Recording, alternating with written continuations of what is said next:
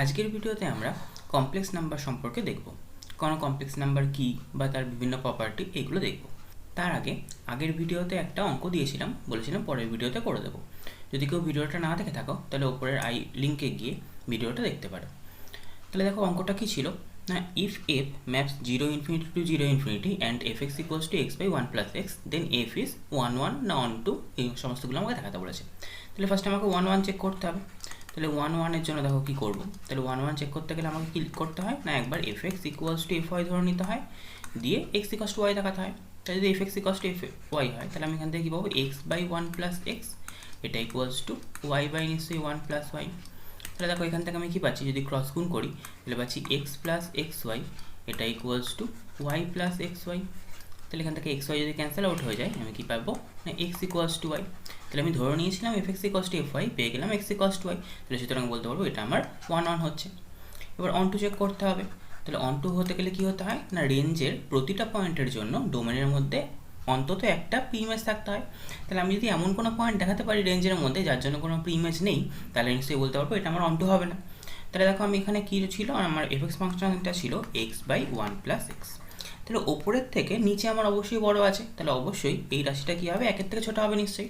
X by 1 plus x এটা অবশ্যই একের থেকে ছোটো হবে। তাহলে সাপোজ আমি ধরে নিচ্ছি যে এফ এক্স ইকুয়ালস টু 2। তাহলে আমি দুই পয়েন্টটা ধরে নিচ্ছি রেঞ্জের মধ্যে। তাহলে এর প্রি ইমেজ আছে নাকি দেখি। তাহলে এফ এক্স ইকুয়ালস টু 2 হলে আমি কী পাবো, এক্স বাই 1 প্লাস এক্স, এটা ইকুয়ালস টু 2।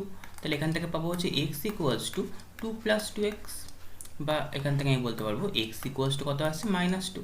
কিন্তু দেখো এই -2টা আমার নিশ্চয়ই 0 থেকে ইনফিনিটির মধ্যে নেই, কারণ আমার ডোমেনটা ছিল 0 টু ইনফিনিটি। তাহলে সুতরাং বলতে পারবো যে এই দুই পয়েন্টের আমার কোনো প্রি ইমেজ পাচ্ছি না, সুতরাং এটা আমার অন টু হবে না নিশ্চয়ই। তাহলে 1 1 হলো কিন্তু অন টু হলো না, সুতরাং আমার কোনটা হবে, সুতরাং আমার বি অপশনটা রাইট হবে। তাহলে এবার আমরা আজকের আলোচনা শুরু করি। তাহলে দেখো কমপ্লেক্স নাম্বার কাকে বলবো না, কোনো একটা কমপ্লেক্স নাম্বার কেন এলো সেটা আমাকে আগে জানতে হবে। আমরা দেখো এরকম করতে পারতাম যে √4 এটা ইকুয়ালস টু আমরা 2 লিখতে পারতাম, বা √3 এটার মানও ক্যালকুলেট করতে পারতাম। কিন্তু এতদিন আমরা কী করেছি না, √-3 এটার মান আমরা ক্যালকুলেট করতে পারতাম না, কারণ আমরা জানতাম যে রুটের মধ্যে যদি নেগেটিভ থাকে তাহলে তার রুট বের করা যায় না। তাহলে সেই কনফিউশন দূর করার জন্য আমার কী এলো না, সেই কনফিউশন দূর করার জন্য আমার কমপ্লেক্স নাম্বার আনা হলো। তাহলে এটাকে আমি দেখো লিখতে পারতাম এরকম যে -1 × 3। তাহলে এটাকে আমি নিশ্চয়ই লিখতে পারতাম √-1 × √3। তাহলে এই যে √-1 এটাকে আমরা বলি হচ্ছে আই বা আয়োটা। তাহলে এটা আই × √3। তাহলে যেখানে আই মানে কি না, আই ইকুয়ালস টু যেখানে হচ্ছে √-1, এই আইটাকে আমরা কি বলি, আইটাকে বলি হচ্ছে আয়োটা। তাহলে এই আইটা হচ্ছে আমার কমপ্লেক্স নাম্বারের মেন। তাহলে কোনো একটা কমপ্লেক্স নাম্বার থাকলে তার মধ্যে আই দেওয়া পদ নিশ্চয়ই থাকবে। তাহলে কোনো একটা কমপ্লেক্স নাম্বারের জেনারেল ফর্ম কীরকম হয়, জেনারেল ফর্ম হয় হচ্ছে a প্লাস আইবি। এখানে এই এটা আর বিটা উভয় হচ্ছে আমার রিয়েল নাম্বার, যেখানে এ বি উভয় হচ্ছে আমার রিয়েল। তাহলে এই যে এ পার্টটা, কোনো একটা এ প্লাস আইবি যদি কোনো একটা পদ হয়, এ প্লাস আইবি যদি কোনো একটা কমপ্লেক্স নাম্বার, তাহলে এই এ পার্টটা এটাকে আমি বলবো হচ্ছে রিয়েল পার্ট, এবং এই যে বিটা এটাকে আমি বলবো হচ্ছে ইমাজিনারি পার্ট।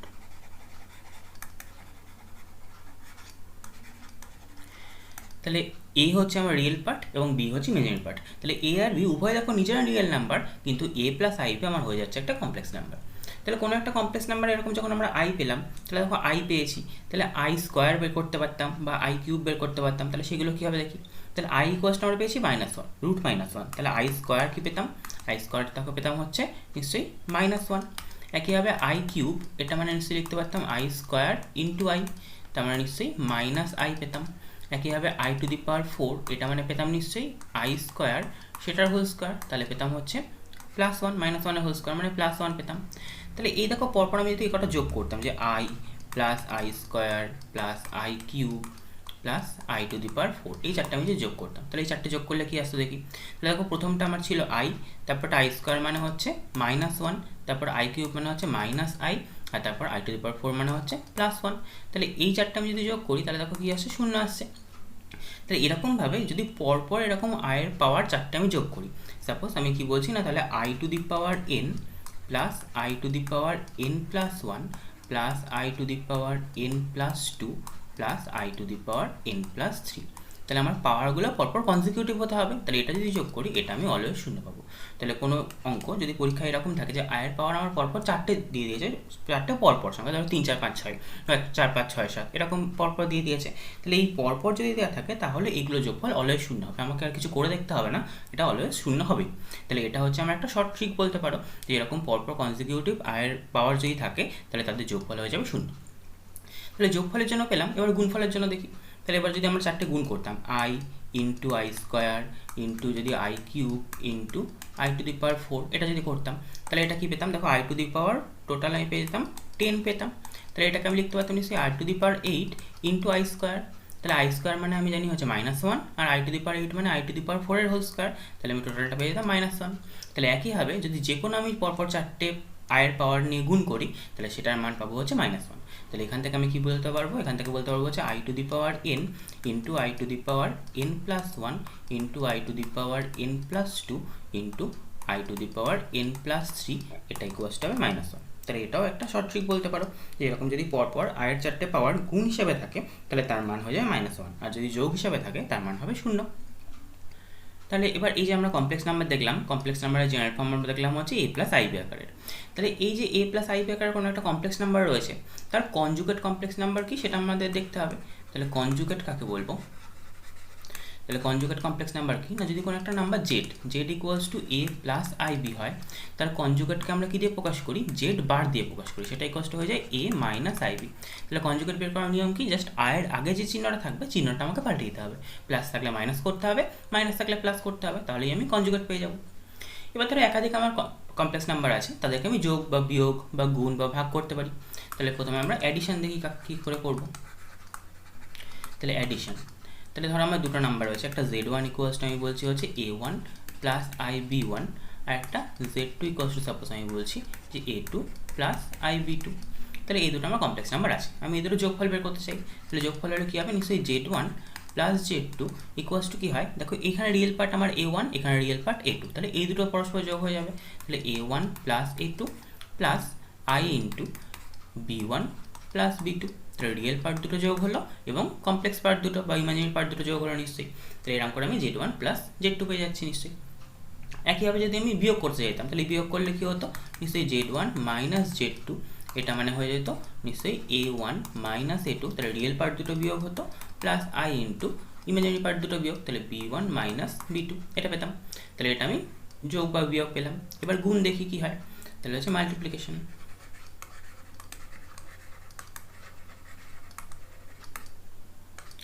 তাহলে মাল্টিপ্লিকেশান দেখো, এবার সাপোজ আমি ওই z1 ইকুয়ালস টু ধরে নিচ্ছি হচ্ছে a প্লাস আইবি এবং z2 ইকুয়ালস টু সাপোজ আমি ধরে নিচ্ছি হচ্ছে c প্লাস আইডি। তাহলে এবার আমি এই দুটো গুণ করবো, তাহলে z1 ইন্টু z2 এটা আমাকে দেখতে হবে। তাহলে z1 ইন্টু z2 মানে কী হবে, নিশ্চয়ই a প্লাস আইবি ইন্টু আমার এখানে হয়ে যাবে c প্লাস আইডি। তাহলে আমি যদি গুণ করি তাহলে দেখো আমি a ইন্টু c করলে কী পাবো, ac পাবো। আচ্ছা, এবার হচ্ছে এখানে আর আই ছাড়া কে কে আছে, এখানে এইটার সঙ্গে এটা যখন গুণ করবো তখন দেখো আইবি ইন্টু আইডি, তার মানে আই স্কোয়ার ইন্টু বিডি।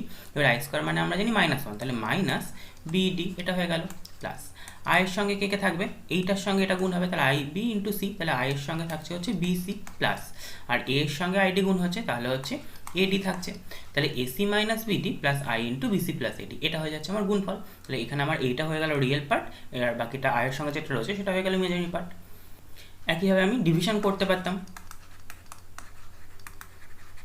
তাহলে ডিভিশন কী করে করতাম না, z1 বাই z2 এটা আমাকে বের করতে হতো। তাহলে যখন মাল্টিপ্লিকেশনের সময় z1 ইন্টু z2 করছিলাম তাহলে এটা নিশ্চয়ই z1 বাই z2, তাহলে নিশ্চয়ই z1 মানে আমি ধরেছিলাম a plus i b R z2 মানে ধরেছিলাম c প্লাস আইডি।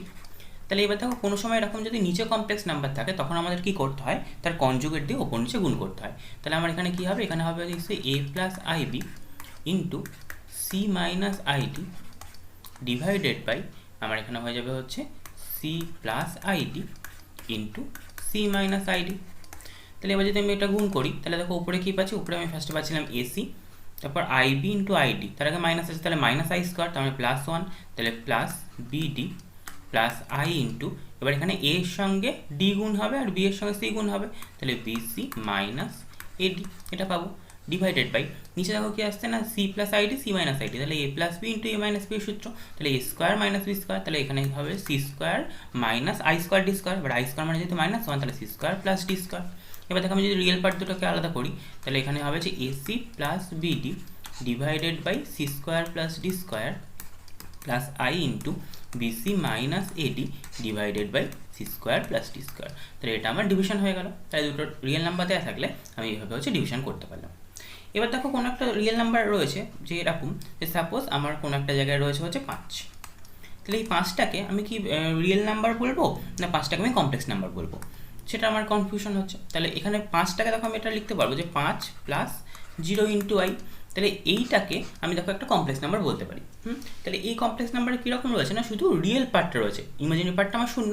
তাহলে এরকম যদি কোনো একটা কমপ্লেক্স নাম্বার পাই তাহলে এটাকে আমরা বলবো হচ্ছে পিওরলি রিয়েল। তাহলে কোনো একটা কমপ্লেক্স নাম্বারের যদি ইমাজিনারি পার্টটা পুরোপুরিভাবে শূন্য হয়ে যায় তখন আমরা সেটাকে বলবো হচ্ছে পিওরলি রিয়েল।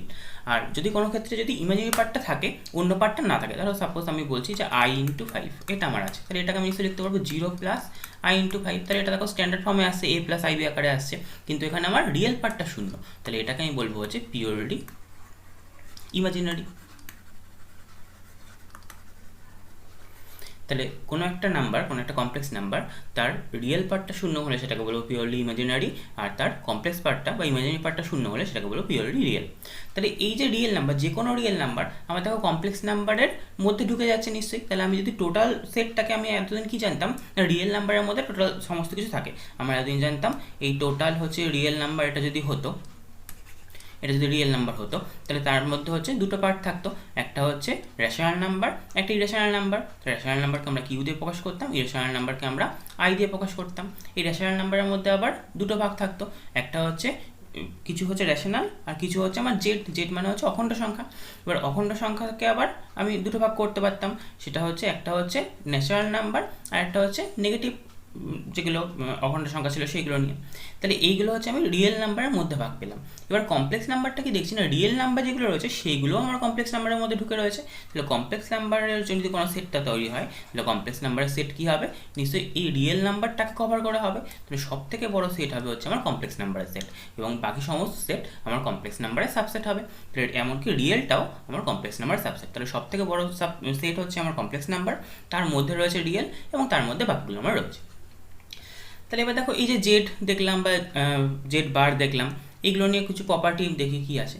1 নম্বর property, Z plus Z bar যদি আমি বের করি তাহলে সাপোজ আমি জেড ইকুয়ালস টু ধরে নিচ্ছি হচ্ছে এ প্লাস আইবি, আর জেড বার মানে তাহলে কি হয়ে যাচ্ছে এ মাইনাস আইবি। তাহলে দেখো এটা এখানে আমার রিয়েল পার্ট আর বিটা হচ্ছে ইমাজিনারি পার্ট। যদি আমি জেড আর জেড প্লাস জেড বার যোগ করে দিতাম তাহলে দেখো এই আইবিটা আমার কেটে যেত, কি আসতো 2 ইন্টু এ আসতো, তাহলে 2 into real part of Z চলে আসতো নিশ্চয়ই। তাহলে এটাই কষ্ট আমি লিখতে পারবো 2 ইন্টু রিয়েল জেড, এটা মানে হচ্ছে 2 into real part of Z. যদি এটা বিয়োগ করে দিতাম তাহলে কি হতো জেড মাইনাস জেড বার, এটা মানে কি আসতো, তাহলে দেখো বিয়োগ করে দিলে এটা কেটে যেত, এখানে আসতো 2 আইবি প্লাস আইবি, তাহলে 2 আইবি চলে আসতো। তাহলে এটা চলে আসতো হচ্ছে 2i into imaginary part of Z. তাহলে কোনো একটা জেড মাইনাস জেড বার, এটা মানে পাবো হচ্ছে ইমাজিনারি পার্ট অফ জেড। যদি কোনো ক্ষেত্রে 3 নম্বর, যদি কোনো ক্ষেত্রে Z equals to Z bar হয়ে যায় তাহলে সেটা কি ইমপ্লাই করবে, তাহলে কোনো একটা ক্ষেত্রে যদি Z equals to Z bar হয় তাহলে এই দুটো সমান, এই দুটো সমান মানে দেখো হচ্ছে এটা কেটে গেল উভয়ের পক্ষে, তাহলে ib equals to minus ib, তাহলে সেখান থেকে একদিকে আনলে পেয়ে যাবো হচ্ছে 2ib ইকুয়ালস টু 0, সেখান থেকে পাবো বি ইকুয়ালস টু 0। যদি বি ইকুয়ালস টু 0 হয়ে যায় তাহলে নাম্বারটা কীরকম হবে, আমরা জানি বি যদি কমপ্লেক্স পার্টটা যদি 0 হয় তাহলে নাম্বারটা পিওরলি রিয়েল হয়। তাহলে এখান থেকে এটা ইমপ্লাই করবে যে জেড ইজ পিওরলি রিয়েল। আর একইভাবে এটা আমি কি করেছিলাম Z equals to Z bar করেছিলাম, তাহলে 4 নম্বর আমি যদি এটা করি যে জেড প্লাস জেড বার এটা ইকুয়ালস টু 0, তাহলে এটা কি ইমপ্লাই করবে, এটা দেখো জেড প্লাস জেড বার যদি করতাম তাহলে বিটা কেটে যেত, তাহলে কি থাকতো 2a ইকুয়ালস টু 0, সেখান থেকে পেতাম a ইকুয়ালস টু 0। তাহলে কোনো একটা কমপ্লেক্স নাম্বারের যদি রিয়েল পার্টটা 0 হয়ে যায় তাহলে সেটা কি হয়ে যাবে পিওরলি ইমাজিনারি হয়ে যাবে। তাহলে জেড ইজ, আমি এখান থেকে কি বলতে পারবো পিওরলি ইমাজিনারি।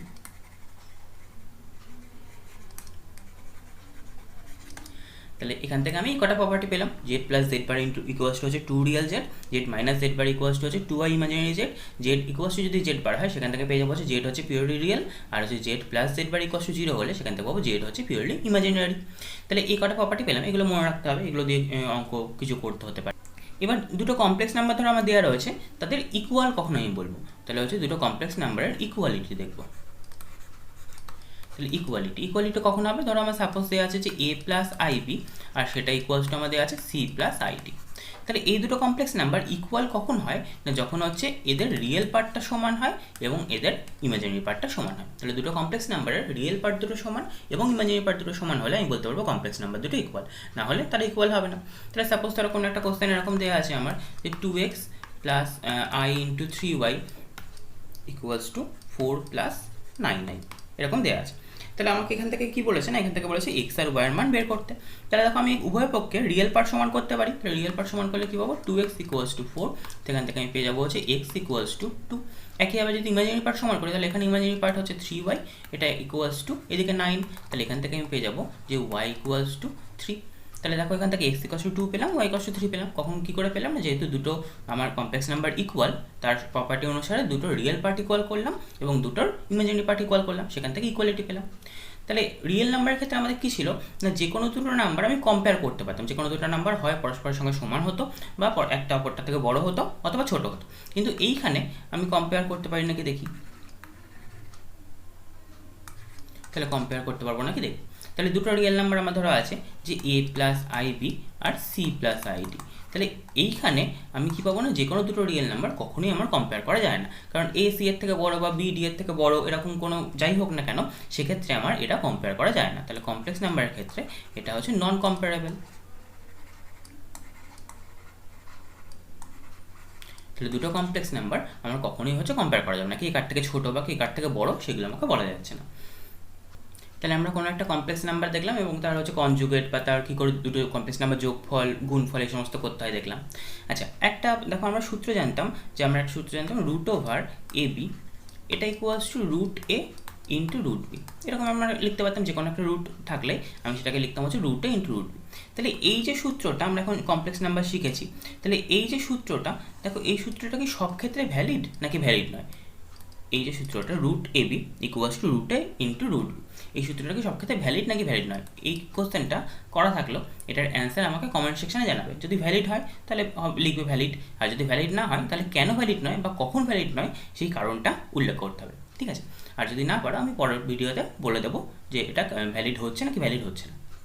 এবার দেখো কোনো একটা কমপ্লেক্স নাম্বার আমরা জানলাম এবং হচ্ছে এবার কমপ্লেক্স নাম্বারকে আমরা কীভাবে রিপ্রেজেন্ট করবো বা জিওমেট্রিক্যালি কী করে রিপ্রেজেন্ট করবো সেটা আমরা দেখবো। তাহলে এবার কমপ্লেক্স নাম্বারের আমরা দেখবো হচ্ছে জিওমেট্রিক্যাল রিপ্রেজেন্টেশন।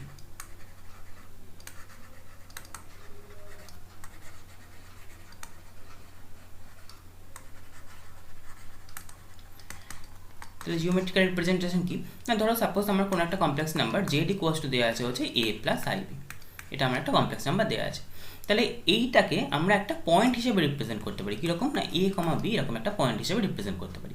তাহলে আমি যদি এক্স অক্ষ আর ওয়াই অক্ষ আঁকি, তাহলে দেখো আমি আঁকছি এখানে যে এটা আমার এক্স অক্ষ এবং এইটা হচ্ছে আমার ওয়াই অক্ষ।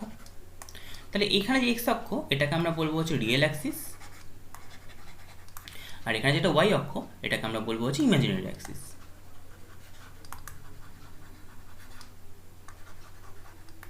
তাহলে রিয়েল অ্যাক্সিস পেলাম আর ইমাজিনারি অ্যাক্সিস পেলাম। এবার এই যে প্লেনটা আমি এঁকেছি এখানে আমার এই স্ক্রিনের প্লেনে আমি আঁকছি, এই প্লেনটাকে আমি বলবো হচ্ছে আর্গান প্লেন।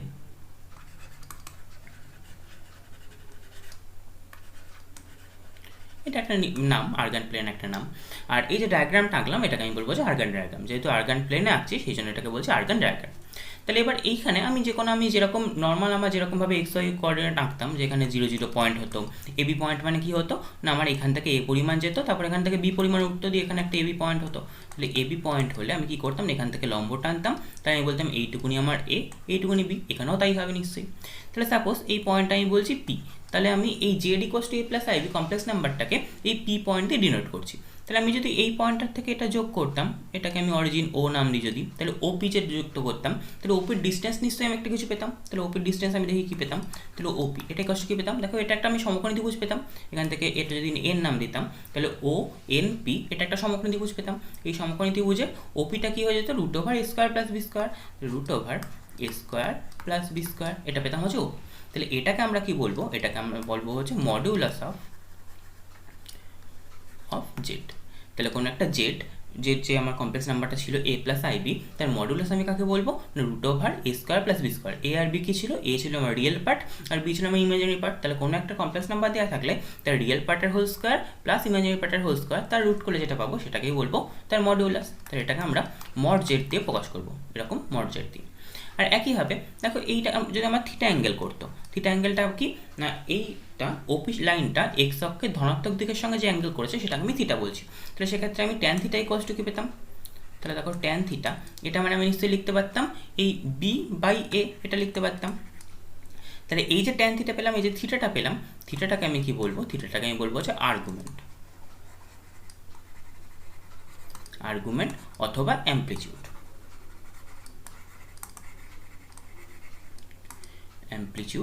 Of Z.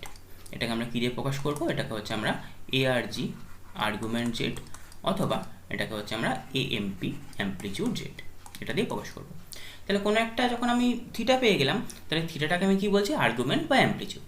তাহলে এই যে থিটাটা পেলাম এটার একটা প্রিন্সিপাল ভ্যালু হতে পারে বা এটার একটা জেনারেল ভ্যালু হতে পারে। তাহলে প্রিন্সিপাল ভ্যালু কখন পাবো বা জেনারেল ভ্যালু কখন পাবো সেটা আমরা দেখি। তাহলে দেখো এই যে থিটার মানটা আমরা বের করছি, তাহলে থিটার মানটা আমার অনেক কিছু হতে পারে নিশ্চয়ই। ধরো আমার সাপোজ যে সাইন থিটা ইকুয়ালস টু আমার এসছে হচ্ছে 1, তাহলে সাইন থিটা ইকুয়ালস টু 1 কখন কখন হতে পারে? সাপোজ আমার সাইন থিটা ইকুয়ালস টু 1 আসছে, তাহলে এখান থেকে আমি থিটার মান দেখো কী কী পেতে পারি? থিটার মান আমি পেতে পারি হচ্ছে π/2, তারপর আবার পেতে পারি হচ্ছে এখানে আবার ঘুরে যখন এখানে আসবে তার মানে হবে হচ্ছে 2π প্লাস π/2, তার মানে হচ্ছে 5π/2।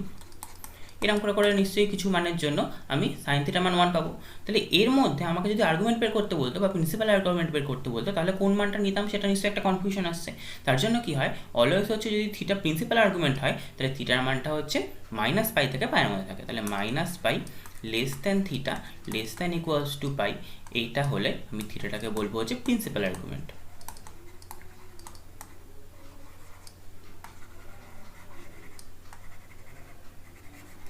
তাহলে আমার থিটাটা দেখো যে কোনো কোয়াড্র্যান্টে থাকতে পারে, আমার ফার্স্ট কোয়াড্র্যান্ট সেকেন্ড কোয়াড্র্যান্ট যে কোনো জায়গায় থাকতে পারে।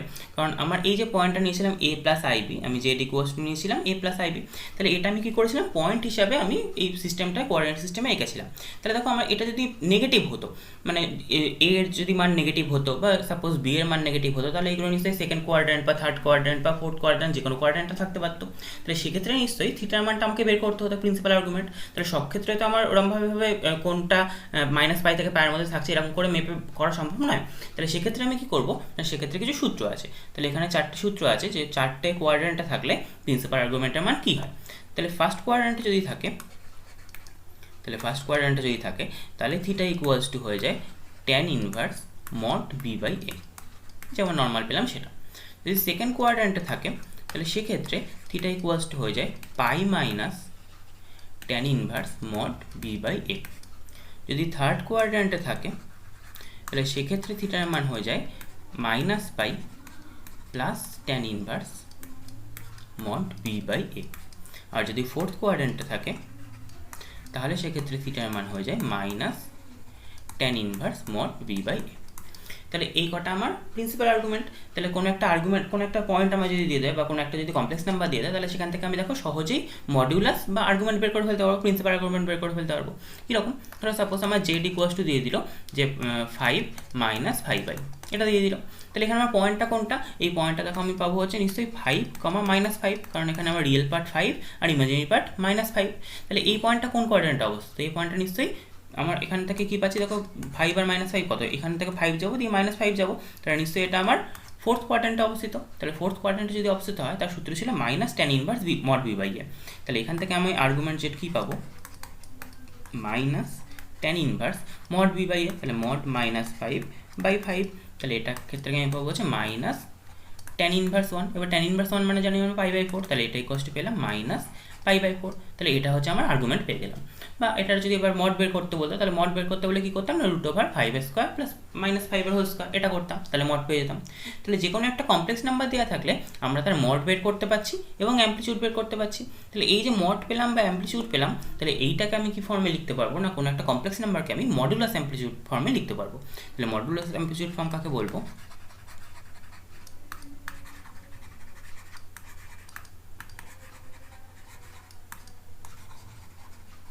তাহলে কোনো একটা নাম্বার এটার মডুলাস অ্যাম্প্লিটিউড ফর্ম কাকে বলবো না, মডুলাস অ্যাম্প্লিটিউড ফর্ম বলে হচ্ছে Z equals two mod z into cos argument z plus I sin argument z। তাহলে এটাকে আমি বলবো হচ্ছে মডুলাস অ্যামপ্লিটিউড ফর্ম। এটাকে আমি যদি এবার mod Z equals to R ধরে নিই আর আর্গুমেন্ট জেড ইকুয়ালস টু যদি থিটা ধরে নিই, তাহলে এটাকে লিখতে পারবো যে R into cos theta plus I sine theta. তাহলে দেখো এখানে আরটা হচ্ছে আমার কি, আরটা হচ্ছে মড জেড আর থিটাটা কি, থিটাটা হচ্ছে আর্গুমেন্ট জেড। এটা পেলাম। তাহলে এটা ইকুয়ালস টু আমি আরেকটা ফর্ম লিখতে পারি যে R into E to the power I theta, এই cos theta plus I sine theta এটাকে লিখতে পারি E to the power I theta. তাহলে এই যে ফর্মটা, এই ফর্মটাকে আমি বলবো হচ্ছে অয়েলারিয়ান ফর্ম। তাহলে কোনো একটা কমপ্লেক্স নাম্বার দেওয়া থাকলে সেটা আমি কী ফর্ম পেলাম, একটা মডুলাস অ্যামপ্লিটিউড ফর্ম পেলাম। মডুলাস অ্যামপ্লিটিউড ফর্ম মানে হচ্ছে তার মডুলাস বের করব এবং আর্গুমেন্ট বের করব, দিয়ে হচ্ছে আমি R into cos theta plus I sine theta এখানে বসাবো। যদি হচ্ছে আমার অয়েলারিয়ান ফর্ম দেয় তাহলে হচ্ছে R into E to the power I theta এখানে বসাবো। এখানে আমি মডুলাস আর এবং থিটা হচ্ছে আমার অ্যামপ্লিটিউড। আর হচ্ছে কার্টেসিয়ান ফর্ম মানে আমরা যেটা শিখেছিলাম যে A plus I B by X plus I Y, সেটা হচ্ছে কার্টেসিয়ান ফর্ম। তাহলে এই তিনটে ফর্ম আমি দেখতে পেলাম কোনো একটা কমপ্লেক্স নাম্বারের। তাহলে এবার এই যে মডুলাস আমি বের করলাম বা অ্যামপ্লিটিউড বের করলাম, তাহলে তার কিছু প্রপার্টি আছে, সেই প্রপার্টিগুলো আমরা দেখি। তাহলে দেখো ফার্স্ট প্রপার্টিটা কি বলেছে না, mod Z always greater than equals to zero. তাহলে কোনো কিছুর মডুলাস অলওয়েজ জিরোর থেকে বড় হবে। সেকেন্ড বলেছে যে mod Z equals to zero, সেটা implies and implied by Z equals to zero. তাহলে কোনো একটা কমপ্লেক্স নাম্বার যদি জিরো হয় তাহলে তার মডটাও জিরো হবে, বা মড জিরো হওয়া মানে কমপ্লেক্স নাম্বারটাও জিরো হওয়া। 3 নম্বর প্রপার্টিটা বলেছে যে mod Z equals to mod Z bar equals to minus of mod Z equals to minus of mod Z bar. তাহলে কোনো একটা কমপ্লেক্স নাম্বারের মড যা হবে তার কনজুগেটের মডও তাই হবে। একইভাবে মাইনাস অফ জেড মানে ওই কমপ্লেক্স নাম্বারটা যদি নেগেটিভ নিই তার ক্ষেত্রেও মড তাই হবে, এবং ওই মাইনাস অফ জেড বার মানে নেগেটিভ মড কমপ্লেক্স নাম্বারে আমি যদি বার নিতাম বা কনজুগেট নিতাম তাহলে তার ক্ষেত্রেও মডুলাস ভ্যালুটা সেম থাকতো। এবার হচ্ছে বলেছে 4 নম্বরটা z into z bar equals to mod z whole square. তার মানে যদি এ প্লাস আইবি আর এ মাইনাস আইবি সেটা করলে গুণ করলে দেখো কি আসতো না, a square plus B square আসতো। তাহলে নিশ্চয়ই আমরা মড জেড মানে কি আসে, root over square plus B square. তাহলে জেড ইন্টু জেড বার পেয়ে যাচ্ছি মড জেডের হোল স্কোয়ার। 5 নম্বর প্রপার্টিটা বলেছিল minus of mod Z less than real Z less than equals to mod Z. তাহলে কোনো একটা জেড আমার যদি এ প্লাস আইবি দেওয়া থাকে তাহলে মড জেডের যা মান হবে, তাহলে মাইনাস অফ মড জেডটা অলওয়েজ তো একটা রিয়েল পার্ট মানে হচ্ছে এ লেস দ্যান ওই মড ভ্যালুটার থেকে ছোটো হবে। একইভাবে ইমাজিনারি পার্টের ক্ষেত্রেও minus of mod Z less than equals two imaginary Z less than equals to mod Z. এইগুলো আমার কিছু কিছু অঙ্ক সলভ করতে লাগবে, এই সূত্রগুলো প্রপার্টিগুলো আমাকে মনে রাখতে হবে একটু। তারপর দেখো mod of z to the power n, এটাই কোশ্চেন লিখতে পারো mod z whole to the power n. দুটো নাম্বার যদি কমপ্লেক্স নাম্বার গুণ থাকে তাদের মড মানে হচ্ছে প্রতিটার গুণ, তার মানে mod of z one z two equals to mod z one into mod z two. যদি ভাগ থাকে mod of z one by z two, সেটা মানে হচ্ছে mod z one by mod z two. যদি যোগ থাকে তাহলে mod of z one plus z two, এটা হয়ে যায় হচ্ছে less than equals to mod z one plus mod z two. তাহলে প্রত্যেকটার আলাদা আলাদা মডের যোগফলের থেকে টোটালটার মডের যোগফলটা অলওয়েজ ছোটো হবে অথবা সমান হবে। যদি বিয়োগ থাকতো তাহলে কি লিখতে পারতাম, mod of z one minus z two, সেটা গ্রেটার দ্যান ইকুয়ালস টু হয়ে যেত mod z one minus mod z two. তাহলে এখানে হচ্ছে mod z one minus mod z two তখনই করতে পারবো যদি জেড ওয়ানটা আমার জেড টুর থেকে বড়ো আসে, মানে জেড ওয়ানের মডটা জেড টুর থেকে বড়ো আসে। যদি উল্টো আসতো তখন আমি z two minus z one করতাম। তাহলে mod z one minus z two এটা আমার গ্রেটার দ্যান ইকুয়ালস টু কী হয়ে যাবে, জেড ওয়ানের মড নেগেশন জেড টুর মড নেগেশন, মানে যেটা বড়ো সেটার থেকে আমি ছোটোটা বিয়োগ করবো। তারপরে 11 নম্বরটা তাকে বলেছে হচ্ছে mod z one square mod z one plus z two whole square, এটা ইকুয়ালস হবে হচ্ছে mod z one square plus mod z two square plus two into real z into z two bar. একইভাবে হচ্ছে mod z two minus z one minus z two square, এটা equals হবে z one square plus z two square minus two into real z one into z two বার। এটা plus ছিল এখানে minus হবে একই রকম। একইভাবে আমি যদি এবার এই দুটো যোগ করতাম, এই দুটো যোগ করলে দেখো এই রিয়েল এই পার্টটা কেটে যেত, তাহলে নিশ্চয়ই কী হয়ে যেত, mod z one plus z two bar plus mod z one minus z two bar equals to two into z one square plus z two square. এটা আমার 13 নম্বর সূত্র। নেক্সট 14 নম্বর সূত্র দেখো বলেছে যে আমি 11 আর 12 যে সূত্র দুটো দেখলাম সেই দুটোরই আরেকটা রূপ কীরকম না, mod z one plus z two whole square, এটা equals to mod z one square plus mod z two square plus two into z one into mod z one into mod z two into cos of theta one minus theta two. তাহলে এখানে theta one মানে কি, theta one মানে হচ্ছে argument of z one এবং theta two মানে হচ্ছে argument of z two. এখানে আমার থিটা ওয়ান এটা মানে হচ্ছে আর্গুমেন্ট অফ জেড ওয়ান আর থিটা টু এটা মানে হচ্ছে আর্গুমেন্ট অফ জেড টু। তাহলে যদি এদের মধ্যবর্তী অ্যাঙ্গেল বের করতে বলে, যে কোনো দুটো কমপ্লেক্স নাম্বার দেওয়া রয়েছে তাদের মধ্যবর্তী অ্যাঙ্গেল বের করতে বললো, তখন আমি এই সূত্রটা অ্যাপ্লাই করতেই পারি। তাহলে এই সূত্রে দেখো আমি কমপ্লেক্স নাম্বার দেওয়া থাকলে তাদের যোগফল বের করতে পারবো, তার মড বের করতে পারবো, বা প্রতিটা কমপ্লেক্স নাম্বারের মড বের করতে পারবো, দিয়ে এই সূত্রে ফেলে আমি মাঝের অ্যাঙ্গেল বের করে ফেলতে পারবো। এরপর 15 নম্বর সূত্রটা দেখো একই রকম, z1 মাইনাস z2 তার হোল স্কোয়ার, এটা equals to mod z1 square plus mod z2 square minus 2 into mod z1 into mod z2 into cos theta 1 minus theta 2। একইভাবে আর্গুমেন্ট অফ z বার, এটা ইকুয়ালস হবে minus argument of z two the power n, এটা হবে হচ্ছে n into argument of z। এগুলো একই রকম, দেখো হচ্ছে আমি যেখানে মডের জন্য এরকম পেয়েছিলাম, একইভাবে আর্গুমেন্টের জন্য একই রকম এই সূত্রগুলো পেতে হবে নিশ্চয়ই। তাহলে argument of z1 into z2, এটাই কষ্ট আমি কি লিখতে পারবো, এটাই কষ্ট লিখতে পারবো argument of z1 plus argument of z2 plus 2n পাই। এবার 2n পাই কেন লিখেছি না, দেখো এখানে আমার এই আর্গুমেন্ট অফ z1 এটা আমি ধরলাম প্রিন্সিপাল আর্গুমেন্ট, মানে মাইনাস পাই থেকে পায়ের মধ্যে থাকলো। একইভাবে আর্গুমেন্ট অফ z2 এটাও প্রিন্সিপাল আর্গুমেন্ট ধরে নিলাম, মাইনাস পাই থেকে পায়ের মধ্যে থাকলো। কিন্তু যাতে যোগফলটা যে মাইনাস পাই থেকে পায়ের মধ্যে থাকবে এমন তো কোনো মানে নেই, তো যোগফলটা আমার নিশ্চয়ই ওদের মধ্যেও থাকতে পারে, বা পায়ের থেকে বড় হয়ে যেতে পারে, বা মাইনাস পায়ের থেকে ছোট হয়ে যেতে পারে। তাহলে যদি এরকম হয় তাহলে সেক্ষেত্রে আমি কি করব, দেখো যদি এদের যোগফলটা কি হয় না আমার এর মধ্যে থাকে, তাহলে কি হবে না আমার নিশ্চয়ই এখানে 2n পাই n এর মানটা 0 হবে। যদি যোগফলটা কি হয়ে যায় না পায়ের থেকে বড় হয়ে যায়, তখন আমরা কি করব না n এর মানটা -1 নেব। আর যদি মাইনাস পায়ের থেকে ছোট হয়ে যায়, তাহলে সেক্ষেত্রে কি করব না এই যোগফল n এর মানটা আমি +1 নিয়ে নেব। একইভাবে যদি ভাগ হয় না z1 বাই z2, তার আর্গুমেন্টের ক্ষেত্রেও argument of z1 minus argument of z2 plus 2n পাই, তাহলে n ইকুয়ালস টু কখন 0 নেব না যদি এই যোগফলের মানটা বা এই বিয়োগফলের মানটা আমার মাইনাস পাই থেকে পায়ের মধ্যে থাকে, তখন n ইকুয়ালস টু 0।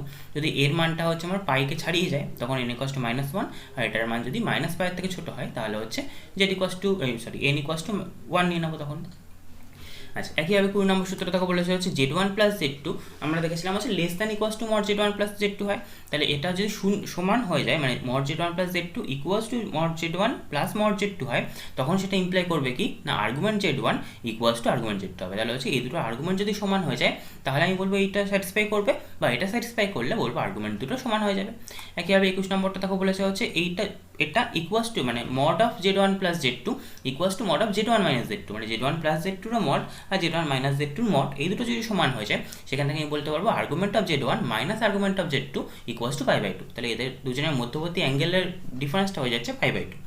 একইভাবে 22 নম্বর সূত্রটা বলেছে যে z1 প্লাস z2 তার হোল স্কোয়ার, এটা ইকুয়ালস টু যদি z1 square plus z2 square হয়ে যায়, তাহলে z1 বাই z2 এটা হয়ে যায় হচ্ছে আমার পিওরলি ইমাজিনারি। একইভাবে পিওরলি ইমাজিনারি হলে এটা উল্টোটা হবে। তাহলে এই কটা সূত্র একটু মনে রাখতে হবে, এই সূত্রগুলো অ্যাপ্লাই করে আমাকে কিছু অঙ্ক করতে হতে পারে। তাহলে দেখো আমরা কমপ্লেক্স নাম্বারের মডুলাস এবং অ্যামপ্লিটিউড নিয়ে কতগুলো তার প্রপার্টি দেখলাম। এবার হচ্ছে আমরা যেটা দেখবো সেটা হচ্ছে ডিমুইভার্স ল। ডিমুইভার্স ল কাকে বলবো,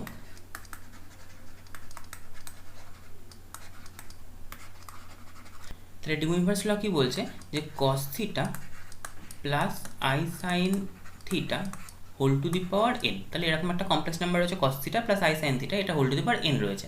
তাহলে n যদি পজিটিভ বা নেগেটিভ ইন্টিজার হয়, তাহলে তার ক্ষেত্রে একরকম নিয়ম হবে, এবং যদি ফ্র্যাকশন নাম্বার হবে বা রেশনাল নাম্বার হয়, তার ক্ষেত্রে একরকম নিয়ম হবে। তাহলে এটা ইকুয়ালস টু কী হয়ে যাবে, এটা ইকুয়ালস টু হয়ে যাবে হচ্ছে cos n theta plus i sin n theta, কখন না যখন হচ্ছে আমার n বিলংস টু z, মানে হচ্ছে সেট অফ ইন্টিজার যদি হয়, তাহলে সেক্ষেত্রে হচ্ছে এটা হয়ে যাবে cos n theta plus i sin n theta. আর যদি ইন্টিজার না হয়, তাহলে কি হবে না তাহলে হবে হচ্ছে cos n theta plus i sin n theta, এটা কি হবে না ইজ ওয়ান অফ দ্য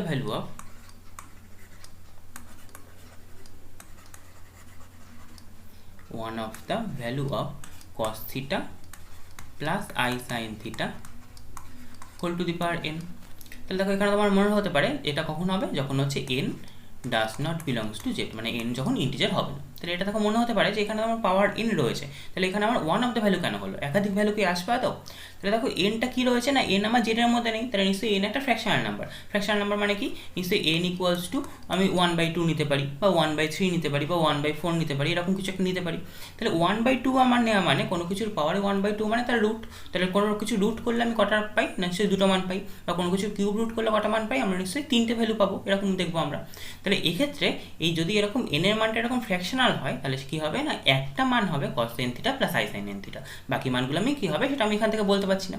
তাহলে এটা হচ্ছে আমার ডিমুইভার্স ল। তাহলে কোনো একটা complex number whole to the power যদি n থাকে, তাহলে যে কোনো একটা কমপ্লেক্স নাম্বারকে দেখো আমি এই ফর্মে সাজাতে পারবোই, যে cos theta plus i sin theta. কী করে সাজাবো, তার মডুলাস বের করবো এবং অ্যামপ্লিটিউড বের করবো, দিয়ে এটা আমার মডুলাস অ্যামপ্লিটিউড ফর্ম হয়ে যাবে। তাহলে সেই আকারে সাজালে সেটার পাওয়ার যেটা থাকবে সেটা ইকুয়ালস টু আমি পেয়ে যাবো cos n theta plus i sin n theta, যখন হচ্ছে n বিলংস টু z।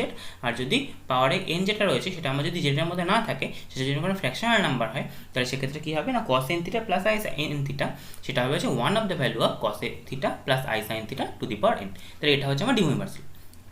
তাহলে কোনো একটা কমপ্লেক্স নাম্বারের ক্ষেত্রে আমি de Moivre's law তো অ্যাপ্লাই করলাম। এবার যদি আমার n এর মান হাফ হয় বা আমার যদি রুট বের করতে হয়, কোনো কিছু যদি স্কোয়ার রুট বের করতে হয় বা কিউব রুট বের করতে হয়, তার ক্ষেত্রে আমরা দেখবো ফর্মুলা কী হয়েছে।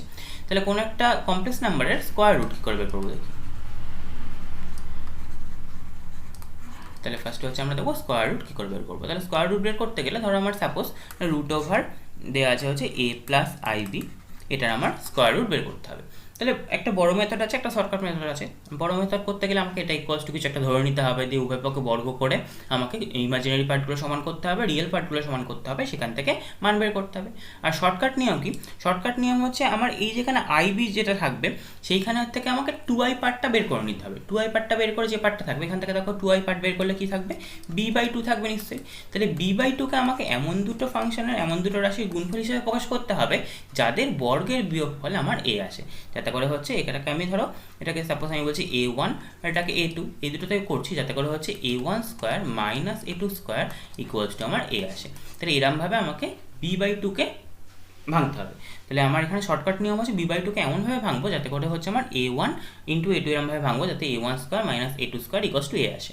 তাহলে সাপোজ একটা এক্সাম্পল নিয়ে বলি ভালো করে বুঝতে পারবো। ধরো আমি করছি যে 7 প্লাস 24i, এটার আমি রুট বের করছি। তাহলে এক্ষেত্রে আমার কী করতে হবে, b/2 বলেছিলাম, b/2 মানে কি 24i-কে আমি 2 দিয়ে ভাগ করবো নিশ্চয়ই, তাহলে 12 আসছে। তাহলে 12কে আমি ভাঙবো। তাহলে 12কে দেখো আমি কীভাবে ভাঙতে পারি, নিশ্চয়ই 6 ইন্টু 2 ভাঙতে পারি, আর কি ভাঙতে পারি 4 ইন্টু 3 ভাঙতে পারি, আর 12 ইন্টু 1 ভাঙতে পারি, এ কটা ভাঙতে পারি, আর কিছু ভাঙতে পারছি না নিশ্চয়ই। তাহলে এবার দেখি এদের মধ্যে কোনটা আমার এই সূত্রটা স্যাটিসফাই করে। তাহলে 6 স্কোয়ার মাইনাস 2 স্কোয়ার কত পেতাম, 6 স্কোয়ার মাইনাস 2 স্কোয়ার মানে 36 মাইনাস 4 তার মানে 32 পেতাম। তাহলে নিশ্চয়ই এটা আমার নট ইকুয়ালস টু 7, এটা 7 হচ্ছিল না। একইভাবে যদি 12 স্কোয়ার মাইনাস 1 স্কোয়ার করতাম, 12 স্কোয়ার মাইনাস 1 স্কোয়ার, তাহলে সেটার ক্ষেত্রে দেখো কী হতো 140 মাইনাস 1, তাহলে 143, এটাও নিশ্চয়ই আমার 7-এর সঙ্গে সমান হচ্ছিল না। কিন্তু আমি যদি 4 স্কোয়ার মাইনাস 3 স্কোয়ার করতাম, তাহলে 4 স্কোয়ার মানে হচ্ছে 16 মাইনাস 3 স্কোয়ার মানে হচ্ছে 9, তাহলে এটাই কষ্ট দেখো আমার 7 চলে আসছিল। তাহলে নিশ্চয়ই আমাকে এইভাবে ভাঙতে হবে। তাহলে আমি যদি এটাকে এরমভাবে ভাঙি যে root over 7 plus 2i into এটাকে আমি লিখছি 3 ইন্টু 4, এটা লিখলাম। তাহলে এইবার দেখো আমি এটাকে 7টায় কীভাবে ভেঙেছিলাম, 4 স্কোয়ার মাইনাস 3 স্কোয়ার ভেঙেছিলাম।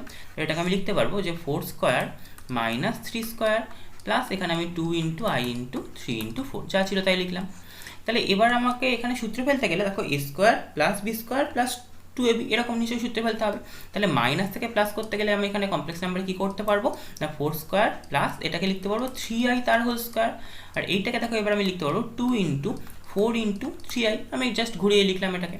তাহলে এটাকে আমি কি লিখতে পারছি রুট ওভার এটাকে লিখতে পারবো হচ্ছে 4 প্লাস 3i এটার হোল স্কোয়ার। তাহলে এটার যদি রুট উঠে যায় তাহলে কী আসবে, নিশ্চয়ই প্লাস মাইনাস 4 প্লাস 3i আসবে।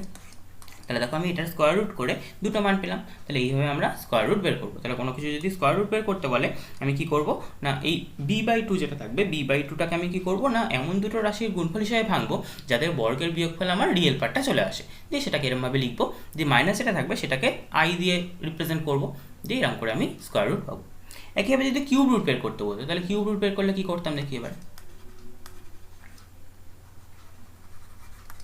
তাহলে কোনো একটা কমপ্লেক্স নাম্বার দেওয়া আছে তার আমার কিউব রুট বের করতে বলেছে। তাহলে ফার্স্টে আমি 1 এর কিউব রুট বের করি। তাহলে 1 এর কিউব রুট বের করতে গেলে আমাকে কিউব রুট অফ 1 বের করতে হবে নিশ্চয়ই। তাহলে 1 এর কিউব রুটকে আমি ধরে নিলাম হচ্ছে এটা ইকুয়ালস টু x হচ্ছে। তাহলে এখান থেকে আমি কী পাবো, নিশ্চয়ই x কিউব ইকুয়ালস টু 1 পাবো। এখান থেকে আমি দেখো বলতে পারবো হচ্ছে x cube minus 1 equals to 0। তাহলে এখান থেকে আমি বলতে পারবো x minus 1 into x square plus x plus 1 এটা ইকুয়ালস টু 0। তাহলে এখান থেকে x মাইনাস 1 0 থেকে দেখো আমি x ইকুয়ালস টু 1 পেয়ে যাচ্ছি। আর বাকিটার থেকে আমি কি পাচ্ছি x ইকুয়ালস টু যদি সূত্রাংশের ফর্মুলা ফেলি তাহলে কি পাচ্ছি minus 1 plus minus root over b square minus 4ac তার মানে হচ্ছে বি স্কোয়ার মানে হচ্ছে 1 মাইনাস 4ac মানে 4 ডিভাইডেড বাই 2a হয়, তাহলে এখানে হচ্ছে 2। তাহলে এটা আমি পাচ্ছি মাইনাস 1/2 প্লাস মাইনাস এখানে দেখো রুটের মধ্যে মাইনাস 3 আসছে, তাহলে এটাকে i√3 লিখতে পারবো। তাহলে i ইন্টু √3/2 এটা পাচ্ছি। তাহলে এইটার একটাকে আমরা ওমেগা দিয়ে প্রকাশ করব। তাহলে ওমেগা ইকুয়ালস হবে হচ্ছে মাইনাস হাফ প্লাস i√3/2, আরেকটাকে আমরা ওমেগা স্কোয়ার দিয়ে প্রকাশ করবো। যেটা আমি ওমেগা নিয়েছি তার বর্গ করলে আমি দেখবো এটাই চলে আসবে, বা উল্টোটাও করতে পারতাম, এটাকে ওমেগা স্কোয়ার দিয়ে প্রকাশ করতে পারতাম, আর যেটা সেকেন্ড লিখছি সেটাকে আমি ওমেগা দিয়েও প্রকাশ করতে পারতাম। তাহলে আমি এখান থেকে কী পেলাম না x এর মান আমি পেলাম হচ্ছে 1 পেলাম, ওমেগা পেলাম, আর ওমেগা স্কোয়ার পেলাম। তাহলে এই তিনটা আমি পেলাম হচ্ছে 1 এর কিউব রুট। তাহলে এবার আমাকে যে কোনো সংখ্যা যদি কিউব রুট বের করতে বলে, সাপোজ আমার 8-এর কিউব রুট বের করতে বলেছে, তাহলে 8-এর কিউব রুট মানে আমি 8-এর এমনি কিউব রুট কি জানি না, 8-এর এমনি কিউব রুট জানি 2, তাহলে এখান থেকে হয়ে যাবে হচ্ছে 2 ওমেগা স্কোয়ার, এটা হয়ে গেল আমার 8-এর কিউব রুট। একেবারে যদি কিউব রুট আমার বের করতে বললো 5, তাহলে 5-এর তো আমি কিউব রুট এমনি বের করতে পারি না, তাহলে কিউব রুট 5ই থাকলো। কিউব রুট 5 একটা মান হলো, একটা হলো হচ্ছে কিউব রুট 5 ইন্টু ওমেগা, আর একটা হলো হচ্ছে cube root 5 into omega square. তাহলে কোনো একটা কমপ্লেক্স নাম্বার বা কোনো একটা রিয়েল নাম্বার যাই করি না কেন, তার কোনো কিউব রুট বের করতে গেলে আমার কি আসবে না, একটা রিয়েল নাম্বার আসবে এবং দুখানা হচ্ছে আমার কমপ্লেক্স নাম্বার থাকবে। তাহলে কোনো একটা রিয়েল নাম্বার তার কিউব রুট করলে আমার একটা রিয়েল নাম্বার এবং দুটো কমপ্লেক্স নাম্বার থাকবে। তাহলে এই যে 1 ওমেগা স্কোয়ার এরা যে রয়েছে, এদের মধ্যে নিশ্চয়ই কিছু সম্পর্ক আছে। তাহলে দেখো এদের মধ্যে আমি সম্পর্ক কী কী বলতে পারবো, একটা সম্পর্ক হচ্ছে ওমেগা কিউব ইকুয়ালস টু 1 হয়, এবং 1 প্লাস ওমেগা স্কোয়ার এটা ইকুয়ালস টু 0 হয়। তাহলে এইটা আর এইটা, এই দুটো হচ্ছে আমার এদের মধ্যে সম্পর্ক। তাহলে এবার যে কোনো জায়গায় আমার যদি ওমেগার পাওয়ার যত বড়ই থাকুক না কেন, সেটাকে আমি কী করবো, সবসময় 3 দিয়ে ভাগ করবো। তাহলে ধরো আমার রয়েছে যে omega two the power something রয়েছে, ধরো ওমেগা টু দি পাওয়ার 2020 এটা রয়েছে, তাহলে এটাকে আমি 3 দিয়ে ভাগ করবো। 3 দিয়ে ভাগ করে দেবো, কত ভাগশেষ থাকছে, যেটা ভাগশেষ থেকে যাবে সেটাই হয়ে যাবে হচ্ছে আমার ওমেগার পাওয়ার থেকে যাবে। তাহলে এটাকে আমি লিখতে পারবো, দেখো ওমেগা টু দি পাওয়ার, এটাকে যদি 3 দিয়ে ভাগ করতাম কী হতো, এটাকে 3 দিয়ে ভাগ করলে আমার ভাগশেষ আসতে হচ্ছে 1, তাহলে এটাকে ভাগ করলে 3 দিয়ে ভাগশেষ আসতে 1, তাহলে এটার মান হয়ে গেল ওমেগা। তাহলে নিশ্চয়ই এটা omega two the power 2020 equals to omega পেয়ে গেলাম। তাহলে একইভাবে আমার ওমেগার পাওয়ার যত বড়ই থাক না কেন, সেটাকে আমি 3 দিয়ে ভাগ করবো, দিয়ে দেখবো যেটা ভাগশেষ রয়েছে সেটাই আমার ওমেগার পাওয়ারে হয়ে যাবে। তাহলে এটা গেল হচ্ছে কিউব রুট, তাহলে স্কোয়ার রুট গেল কোনো কিছুর এবং কিউব রুট গেল। এবার আমরা কি বের করবো, এবার আমরা nth রুট বের করবো। nth রুট মানে যদি এরকম এখানে যেমন স্কোয়ার রুট করলাম বা কিউব রুট করলাম, মানে 4th রুট থাকতো বা 5th রুট থাকতো, তাহলে এবার আমরা জেনারেল ওয়েতে বের করবো। জেনারেল ওয়ে মানে হচ্ছে nth রুট বের করবো। তাহলে nth রুট কাকে বলবো না, কোনো একটা কিছুর nth রুট, মানে আমি প্রথমে 1-এর nth রুট বের করে দেখি। তাহলে আমি nth রুট অফ 1 বের করছি। তাহলে এটা কষ্ট আমি সাপোজ x ধরে নিলাম, আগের বারের মতো x ধরে নিচ্ছি। তাহলে এবার দেখো আমি কি পাচ্ছি, এখান থেকে পাচ্ছি হচ্ছে x two the power n equals to 1 পাচ্ছি। এবার এই যে 1টাকে আমি নিশ্চয়ই মডুলাস অ্যাম্পলিটিউড আকারে সাজাতে পারতাম। কী করে লিখতে পারতাম, এটা দেখো মডুলাস আমার 1ই হতো এবং অ্যাম্পলিটিউড কত হতো, অ্যাম্পলিটিউড হতো আমার 0, তাই তো, কারণ হচ্ছে এখানে আমার রিয়েল পার্ট আছে, ইমাজিনারি পার্ট নেই। তাহলে বি পার্টটা 0 মানে অ্যাম্পলিটিউড 0 হয়ে গেল। তাহলে এটাকে আমি লিখতে পারতাম যে cos 0 প্লাস i sin 0, এটা লিখতে পারতাম। এবার দেখো cos 0 মানেও যা, নিশ্চয়ই আমি লিখতে পারি cos 2k পাই প্লাস 0, এটা মানেও নিশ্চয়ই তাই। আর এটাকেও একইভাবে i sin 2k pi plus 0, এটা মানেও নিশ্চয়ই তাই, তাই তো। তাহলে হচ্ছে আমার এখান থেকে পাচ্ছি হচ্ছে 2k পাই প্লাস 0, এটা মানেও যা, এবং i sin 2k pi plus 0 মানেও তাই। এবার k এর মান আমার কী কী হতে পারে, তাহলে এবার দেখো এখান থেকে আমি যখন x two the power n পাচ্ছি, তাহলে x ইকুয়ালস টু কী পাবো, x ইকুয়ালস টু পাবো নিশ্চয়ই আমি এখান থেকে পাবো cos 2k pi plus i sin 2k pi two the power 1/n পাবো। এবার দেখো আমি ডিমুভার্স ল অ্যাপ্লাই করতে পারি। ডিমুভার্স ল অ্যাপ্লাই করলে কি পাবো, এটা পেয়ে যাবো হচ্ছে cos 2k pi by n plus i sin 2k pi by n। এখানে k এর মান কী হবে, k ইকুয়ালস টু 0 পাবো, 1 পাবো, 2 পাবো, এরকম করে হচ্ছে n-1 অবধি পাবো। তাহলে এই দেখো k এর এই n-খানা মান বসালে আমি নিশ্চয়ই এখানে n-খানা রুট পেয়ে যাবো। তাহলে x এর মান আমি দেখো যখন k এর মান যখন 0 বসাবো তখন পেয়ে যাবো হচ্ছে cos 0 প্লাস i sin 0, তার মানে 1 পেয়ে যাবো। k এর মান যখন 1 বসাবো তখন আমি পাবো হচ্ছে cos 2 pi by n plus i sin 2 pi by n, এটা একটা পাবো। k এর মান যখন 2 বসাবো তখন পাবো নিশ্চয়ই cos 4 pi by n plus i sin 4 pi by n, এরকম করে আমি সব কটা নিশ্চয়ই বসাতে পারবো। তাহলে k এর মান 1 2 3 4 করে বসালে আমি যে কটা পাবো সে কটা পেয়ে যাবো হচ্ছে আমি 1-এর nth রুট। তাহলে এই যে 1-এর nth রুটগুলো পেলাম সেগুলোকে আমরা কী দিয়ে প্রকাশ করবো, তাহলে এই প্রথমটাতে আমি 1 পেয়েছিলাম, তাহলে 1-এর nth রুটগুলো হচ্ছে আমি 1 পাচ্ছি, তারপর এগুলো আলফা স্কোয়ার এরকম করে হচ্ছে আমি alpha to the power n-1 দিয়ে প্রকাশ করবো। তাহলে যেখানে আলফা কি, যেখানে আলফা ইকুয়ালস টু, দেখো এটা কী করে এসেছিলো, n এর মান 1 বসে এসেছিলো, তাহলে আলফা ইকুয়ালস টু দেখো পাচ্ছি হচ্ছে cos 2 pi by n plus i sin 2 pi by n, এটা আমি পেয়ে যাচ্ছি আলফার মান। তাহলে দেখো বাকিগুলোও চলে আসছে, কারণ k এর মান যখন 2 বসাবো তখন কি আসার কথা ছিল, cos 4 pi by n plus i sin 4 pi by n। যদি আলফা স্কোয়ার করতাম তাহলে এটার নিশ্চয়ই স্কোয়ার হতো। একইভাবে ডিমুভার্স সূত্র অনুসারে কি বলতে পারতাম, এই স্কোয়ারটা নিশ্চয়ই এখানে গুণ হয়ে যেত, তাহলে দেখো cos 4 pi by n plus i sin 4 pi by n আসতো। একইভাবে আলফা কিউব মানে 6 পাই বাই n এরকম করে আসতো। তাহলে এই পরপরগুলো পেলাম। তাহলে এটাকে দেখো আর কীভাবে লেখা যেত, এটাকে দেখো আমরা লিখতে পারতাম যে আমরা জানতাম হচ্ছে cos theta plus i sin theta, এটা মানে হয় e to the power i theta. তাহলে এটাকে আমি লিখতে পারতাম e to the power i into 2π/n, এটা লিখতে পারতাম নিশ্চয়ই অয়লারিয়ান ফর্মে। তাহলে আলফা ইকুয়ালস টু আমি এটা পেলাম। তাহলে এই যে রুটগুলো পাচ্ছি 1 আলফা, আলফা স্কোয়ার, এরকম করে alpha to the power n-1, দেখো এটা আমার কি প্রমাণ করছে, একটা জিপি তৈরি করছে, একটা জিওমেট্রিক প্রোগ্রেশন তৈরি করছে। যে জিওমেট্রিক প্রোগ্রেশনটা 1, তারপর আলফা, তারপর বলে আলফা স্কোয়ার, তারপর আলফা কিউব, এরকম করে হচ্ছিল। তাহলে এখানে এর কমন রেশিও কত হচ্ছে, কমন রেশিও হচ্ছে আলফা।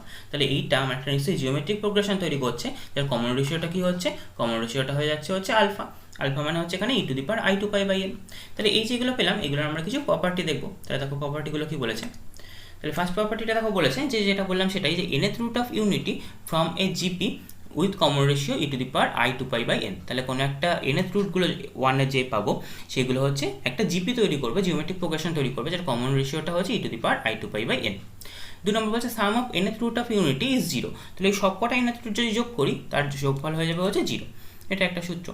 3 নম্বর প্রপার্টি বলছে sum of pth power of nth root of unity is 0 when p is not a multiple of n and n if p is a multiple of n। তার মানে pth পাওয়ার মানে কি, তাহলে আমার nth রুটগুলো কি ছিল, 1 আলফা আলফা এরকম ছিল। তাহলে 1 to the power p plus alpha to the power p plus alpha to the power square to the power p, মানে alpha to the power 2p হয়ে গেল। তারপর alpha to the power 3p, এরকম করে যদি plus alpha to the power n-1 into p এটা পেতাম। তাহলে এটা ইকুয়ালস টু আমি 0 পেতাম যখন হচ্ছে p is not a multiple of n, আর এটা ইকুয়ালস টু আমি n পেতাম যখন হচ্ছে p is multiple of n।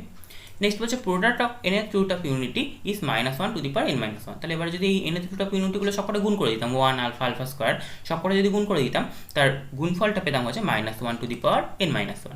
R nth root of unity lies on the circle, unit circle mojget equals to 1 and divide the circumference into n equal parts। তার মানে এই যে nth root of unity এগুলো কোথায় লাই করবে না, এরকম আমি যদি একটা সার্কেল আঁকতাম যে মজেট ইকুয়ালস টু 1, মজেট ইকুয়ালস টু 1 সার্কেল কীরকম হতো না, যার সেন্টারটা হতো হচ্ছে অরিজিনটা হতো হচ্ছে সেন্টারে এবং রেডিয়াসটা হতো 1, এরকম করে হতো।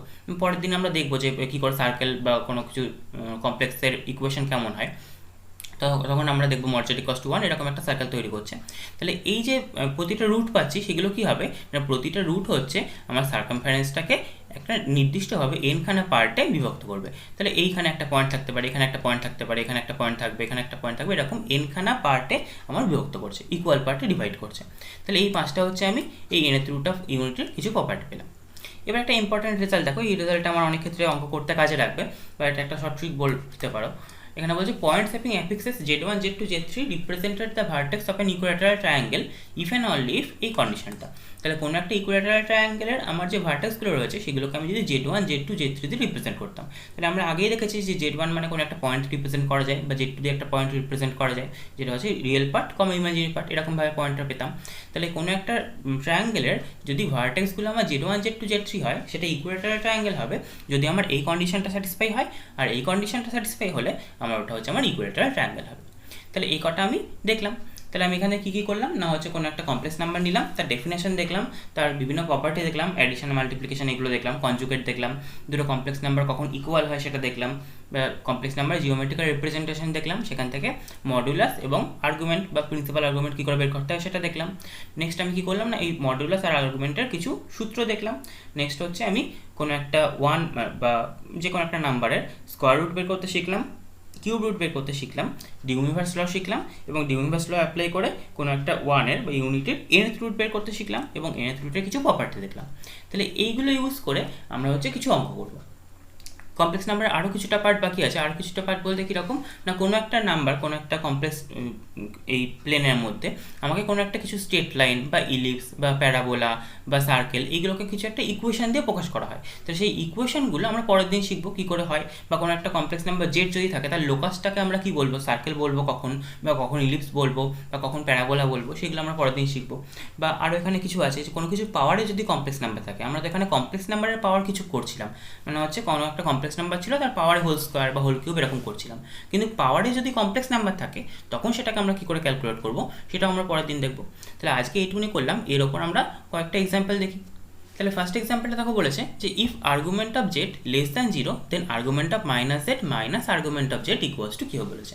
তাহলে argument of z less than 0 মানে কী হচ্ছে না, সাপোজ আমি ধরে নেবো যে আর্গুমেন্ট অফ জেড এটা লেস দ্যান 0, তাহলে এটা ইকুয়াল টু আমি মাইনাস থিটা ধরে নিচ্ছি, যেখানে আমার থিটাটা গ্রেটার দ্যান 0, তাহলে এটা নিশ্চয়ই লেস দ্যান 0 হচ্ছে। তাহলে মাইনাস থিটা অ্যাঙ্গেল আমি কখন আঁকি, কী করে আঁকি না, নিশ্চয়ই ঘড়ির কাঁটার দিকে আঁকি। তাহলে আমার মাইনাস থিটা কী হবে, মাইনাস থিটা দেখো এইরকম হবে নিশ্চয়ই, তাহলে এই অ্যাঙ্গেলটা আমার মাইনাস থিটা। তাহলে এইটা যদি আর্গুমেন্ট জেড হয়, তাহলে জেডটা নিশ্চয়ই এরকম, তাহলে মাইনাস জেডটা কী হতো, এর উল্টো দিকে চলে আসতো নিশ্চয়ই, তাহলে মাইনাস জেডটা নিশ্চয়ই আমার এরকম আসতো, এইটা আমার মাইনাস জেডটা আসতো। তাহলে এইটা যদি, এটা আমি কোন অ্যাঙ্গেল কত, এইটা হচ্ছে নিশ্চয়ই এই অ্যাঙ্গেলটা কত, এই অ্যাঙ্গেলটা কত পেতাম না, যেহেতু এইটা থিটা তাহলে এইটাও নিশ্চয়ই আমি থিটা পেতাম, তাহলে এই অ্যাঙ্গেলটা পেয়ে যেতাম নিশ্চয়ই আমি পাই মাইনাস থিটা। তাহলে আমি এখান থেকে পেয়ে যেতাম যে আর্গুমেন্ট অফ মাইনাস জেড, এটা ইকুয়ালস টু পেয়ে যেতাম দেখো পাই মাইনাস থিটা। তাহলে এবার আমাকে কী বের করতে বলেছিল না, argument of minus Z minus argument of Z বের করতে বলেছিল।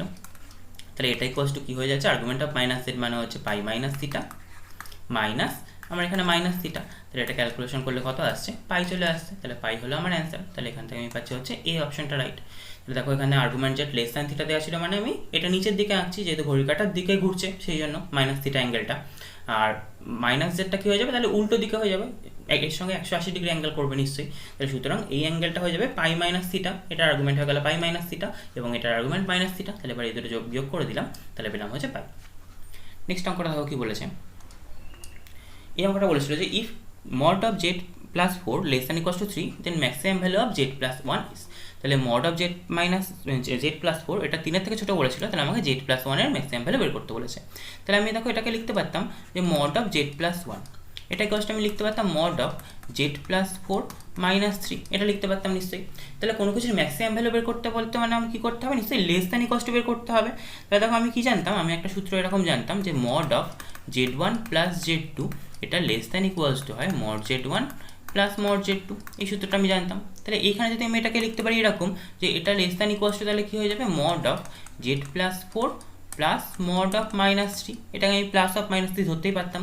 তাহলে মড অফ জেড প্লাস 4 এর মান দেখো আমাদের আছে লেস দ্যান ইকুয়ালস টু 3, তাহলে এটা লেস দ্যান ইকুয়ালস টু কী হয়ে গেল 3 প্লাস এই মানটা কত হবে মড অফ মাইনাস 3 মানে 3, তাহলে এটা মানে 6 পাচ্ছি। তাহলে মড অফ জেড প্লাস 1 আমার কী হলো লেস দ্যান ইকুয়ালস টু 6, তাহলে এটার ম্যাক্সিমাম ভ্যালু কত হতে পারে, এটার ম্যাক্সিমাম ভ্যালু 6 হতে পারে। তাহলে এখানেও আমার এই অপশনটা নিশ্চয়ই রাইট। তাহলে কোনো একটা মড এরকম দিয়ে দিলে এর মিনিমাম ভ্যালু বা ম্যাক্সিমাম ভ্যালু বের করতে বলতে পারে। যদি মিনিমাম ভ্যালু বের করতে বলতো তখন আমরা কী সূত্র অ্যাপ্লাই করতাম, তখন হচ্ছে আমরা এই সূত্রটা অ্যাপ্লাই করতাম z1 মাইনাস z2, এটা হয়ে যায় হচ্ছে greater than equals to mod of mod z1 minus mod z2, বা মড না দিয়ে আমি এখানে z1 নেগেশন মড z2 দিতে পারতাম। তাহলে এই সূত্রটা অ্যাপ্লাই করলে হচ্ছে আমি মিনিমাম ভ্যালু পাবো, আর ম্যাক্সিমাম বের করতে বললে হচ্ছে আমাকে এই সূত্রটা অ্যাপ্লাই করতে হবে। নেক্সট অঙ্কটা দেখি। তাহলে এই অঙ্কটা দেখো কী বলেছে যে the number of root of the equation z to the power 15 equals to 1 satisfying mod argument z less than pi by 2, তাহলে এইটার রুটগুলো প্রথমে আমাকে বের করতে হবে নিশ্চয়ই। তাহলে এই রুটগুলো কী কী হবে, z to the power 15 equals to 1, তাহলে এখান থেকে আমি লিখতে পারবো নিশ্চয়ই z equals to 1 to the power 1 by 15। তাহলে এবার দেখো আমি nth রুট জানতাম, nth রুট আমি কী কী জানতাম, এটা ইকুয়ালস টু যদি nth রুট হতো আমি জানতাম 1 to the power 1 by n, এটা ইকুয়ালস টু আমি জানতাম e to the power I into 2k pi by n, যেখানে আমার k এর মান কী হতো, k এর মান আমার 0 1 2 এরকম করে হচ্ছে n মাইনাস 1 অবধি হতো। তাহলে এখানে আমার n এর জায়গায় কত আছে 15 আছে, তাহলে এটাকে আমি লিখতে পারবো e to the power I into 2k pi by n, তাহলে k এর জায়গায় k বসলো ইন্টু পাই বাই n এর জায়গায় আমি বসবো হচ্ছে 15, যেখানে আমার k এর মান কী আসবে, k এর মান হচ্ছে আমার 0 1 2 এরকম করে হচ্ছে n মাইনাস 1 মানে আমার এখানে কী হবে 14 অবধি আসবে নিশ্চয়ই। তাহলে এবার দেখো এখানে প্রথমে আমি যখন k ইকুয়ালস টু 0 বসাবো তখন কী হবে, k ইকুয়ালস টু যদি 0 বসাই তাহলে আমার চলে আসছে হচ্ছে e টু দি পাওয়ার 0, তার মানে 1 চলে আসছে। এবার k ইকুয়ালস টু যদি 1 বসাই তাহলে আমার আলফা ইকুয়ালস টু যদি ধরে নিই তাহলে কী আসছে e to the power I into 2 pi by 15। একইভাবে যদি k ইকুয়ালস টু আমি 14 বসাতাম তাহলে সেক্ষেত্রে কী আসতো, নিশ্চয়ই আলফা টু দি পাওয়ার 14 আসতো। আলফা টু দি পাওয়ার 14 কী আসতো e to the power I into 2 pi into কত আসতো, k এর মান 14, তাহলে 14 বাই 15 এটা আসতো। তাহলে দেখো এটাকে আমি কি লিখতে পারবো, e to the power 28 pi by 15 I, এটা লিখতে পারতাম। এটাকে আমি নিশ্চয়ই লিখতে পারতাম cos 28 pi by 15 plus I sine 28 pi by 15, এটা লিখতে পারতাম। এটাকে দেখো আমি লিখতে পারতাম যে cos 2 pi minus 2 pi by 15 plus এটাকেও লিখতে পারতাম I sine 2 pi minus 2 pi by 15। তাহলে এখান থেকে আমি পেতাম হচ্ছে cos 2π - 2π/15 মানে এটা cos-এর ঘরেই পড়ছে এবং π/2 এর যুগ্মগুণিতক 2πটা, তাহলে এখান থেকে পাবো হচ্ছে cos 2π/15। আর এখানে আমি পাবো হচ্ছে এটা cos-এর ঘরে পড়ছে, সুতরাং সাইনের জন্য নেগেটিভ হবে, তাহলে -i sin 2π/15। এবার দেখো এই মাইনাসটা আমি যদি ভেতরে নিয়ে চলে আসতাম, তাহলে এটাকে এরকম করে তো লিখতে পারতাম যে cos -2π/15 প্লাস i sin -2π/15 এরকম লিখতে পারতাম। তাহলে এটাকে দেখো আমি e টু দি পাওয়ার দিয়ে যদি লিখতে চাইতাম, তাহলে কি লিখতে পারতাম e to the power -i 2π/15।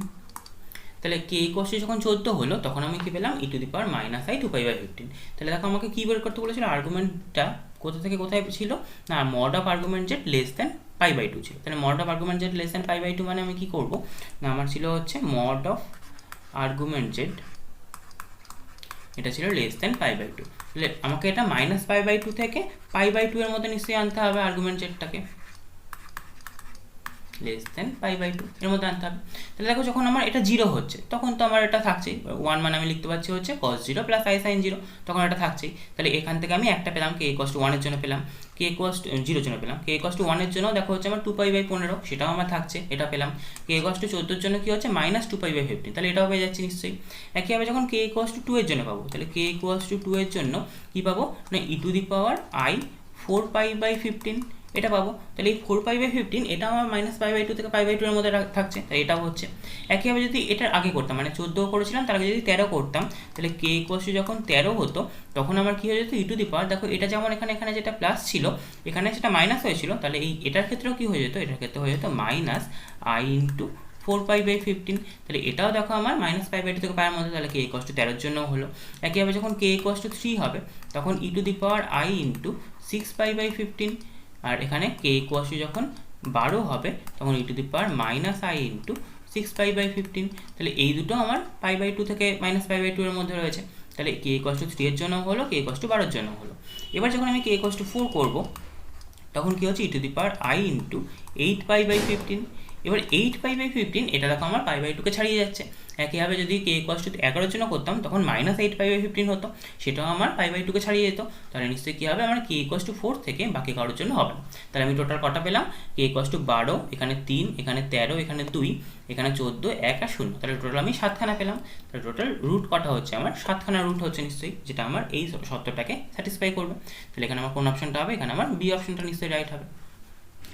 Next অঙ্কটা দেখো কী বলেছে, এটা বলেছে যে if a is a non real fourth root of unity, তাহলে একটা ফোর্থ রুট অফ ইউনিটি সেটা আমার a বলে দিয়েছে, তাহলে দ্য ভ্যালুস অফ এটা আমাকে বের করতে বলেছে। তাহলে আমার ফোর্থ রুট অফ ইউনিটি মানে কি পাবো, a টু দি পাওয়ার 4 এটা ইকুয়ালস নিশ্চয়ই 1 পাবো। তাহলে a ইকুয়ালস আমি কি পাবো নিশ্চয়ই 1 টু দি পাওয়ার 1/4, তাহলে 1 টু দি পাওয়ার 1/4 এটা পাচ্ছি। তাহলে এর non real fourth root of unity আমাকে বলেছে। তাহলে নিশ্চয়ই আমি জানি যে একটা সূত্র জানতাম যে 1 + a + a² + a³ এটা ইকুয়ালস টু 0 হয়, এটা আমি জানতাম। কী করে জানতাম না, যেহেতু হচ্ছে আমার যে কোনো যদি রুট থাকে, যে কোনো যদি nth রুট অফ ইউনিটি হয় তাদের যোগফলটা আমি অলওয়েজ 0 পেতাম। তাহলে এখান থেকে আমি দেখো এটা পেতে পাবো যে a + a² + a³ এটা ইকুয়ালস টু -1 পাবো। তাহলে এটা আমার হাতে রইলো। এবার আমি যেটা দিয়েছি সেটা টুকুই যে a to the power 4n - 1 plus a to the power 4n - 2 plus a to the power 4n - 3 এটা আমার দিয়েছে। তাহলে আমি টোটালটা থেকে যদি a to the power 4n common নিতাম তাহলে কি পড়ে থাকতো, তাহলে দেখো পড়ে থাকতো a to the power -1 plus a to the power -2 plus a to the power -3। তাহলে a to the power 4n এটার মান কি হতো, এটাকে আমি দেখো লিখতে পারতাম a to the power 4 whole to the power n। আচ্ছা a to the a inverse মানে 1/a, দেখো 1 মানে আমি লিখতে পারতাম, আচ্ছা এটাকে লিখি 1/a প্লাস 1/ এটা লিখতে পারতাম a² প্লাস 1/a³। তাহলে এবার এই a টু দি পাওয়ার 4 এর মান 1, তাহলে a to the power 4 × n মানে 1 হয়ে গেল। এবার 1/a², এই 1/1টাকে আমি নিশ্চয়ই লিখতে পারতাম a টু দি পাওয়ার 4, তাহলে এটাকে লিখতে পারতাম a to the power 4/a plus এটাকে লিখতে পারতাম a to the power 4/a² plus এটাকে লিখতে পারতাম a to the power 4/a³। তাহলে a to the power 4/a মানে আমি পেতাম a³ প্লাস এখানে পেতাম a² প্লাস এখানে পেতাম a। তাহলে এই যোগফলটা আমি কত বের করে রেখেছিলাম -1। তাহলে এখানে আমার অ্যান্সার কত হয়ে যাচ্ছে না, এই যোগফলটার মান হয়ে যাচ্ছে -1। তাহলে এখানে আমার বি অপশনটা রাইট হচ্ছে। তাহলে এই কটা অঙ্ক আমি দেখলাম, কতগুলো হচ্ছে কমপ্লেক্স নাম্বারের কিছু প্রপার্টি বা যে কটা আমরা আজকে শিখলাম সেগুলো দিয়ে আমরা এই অঙ্কগুলো দেখলাম।